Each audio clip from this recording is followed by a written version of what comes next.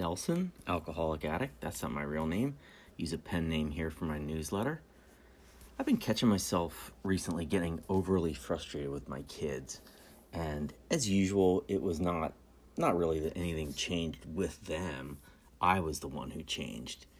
I have 2 teenagers and a 6-year-old, and stunning news here. They act like teenagers and a 6-year-old many days. And so that plays out like my littlest one. She'll walk into a room and I'll be on the phone with a work colleague and she'll start pulling on my arm and just be like, Dad, Dad, Dad, Dad, Dad, Dad, until I pay attention to her and then get whatever she wants, immediately go do that for her. And then my teenagers, they're moody and impulsive and self-centered. And I usually get extremely frustrated and end up barking at them for whatever transgression they dared throw at me. As I think about it, it's like, so they act exactly as you would think a person that age would? And also, like, they want what they want when they want it. They can't think about anybody but themselves sometimes. They can go from sad to mad to laughing to sad again in 30 seconds. Does that sound like anybody else I know? Maybe the fact that those are some of my worst character defects these days, maybe that has something to do with it, you know?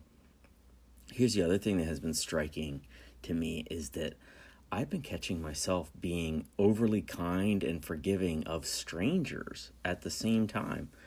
I was at the very chaotic grocery store the other day, and I was in the self-checkout line, and I waited for like 5 or 10 minutes, and finally it was my turn.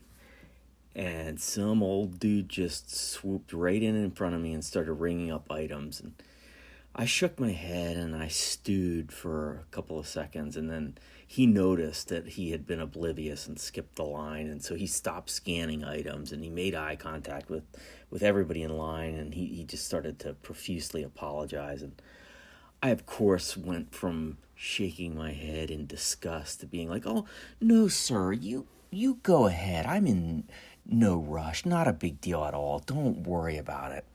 I was like 2 seconds away from offering to pay the guy's freaking bill when he got done.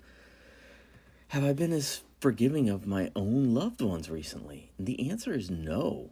Like, you jump in front of me when I'm heading into the bathroom or trying to get to the refrigerator, it's not happening. You're gonna get a very grumpy father barking at you. And that's just not cool. I don't want to be treating people I love more than anything worse than somebody I've met for 5 seconds. Like, I just don't want to be living that way. Part of the problem here is it's beyond me. Like, I'm not built for spending basically 24 hours a day for a year and a half cooped up in the same house with the same people, even if I love them.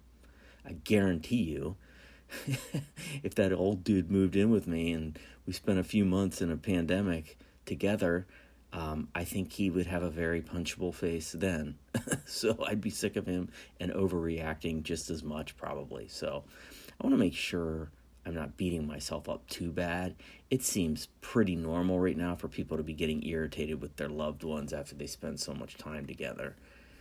The other part of this that it's good to identify is the buildup of gunk in long-term relationships. Like, a kid getting too pushy about something, it shouldn't be a huge ordeal. But the fact that it's the 3,000th time that it's happened, like, that stuff matters, man. My patience wears out pretty quickly in general. It's definitely something I gotta get better at. But patience also can erode over time, I'm finding, anyway. And that causes me to go to a very high level of annoyance, just in almost a heartbeat. So what's the solution to that? Well, I think I might need to do a 4th step and work through some of the resentments, where they're coming from, what my role is.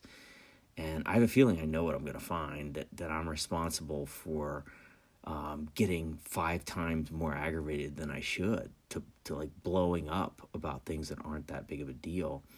And I think I also need to find a way to inject just a little bit more spirituality into the situation, into this specific situation. That could be praying, could be an extra meeting or 2 every week, could mean praying for my kids. I love that tool in recovery where for 14 days in a row, you pray for somebody on your shit list and you wish them well. It has worked almost every single time I've ever done it. So maybe I need to do that with my kids. And hey, maybe I might even throw in a prayer for that old dude who had the audacity to jump in the grocery store line in front of me. Thanks for letting me share.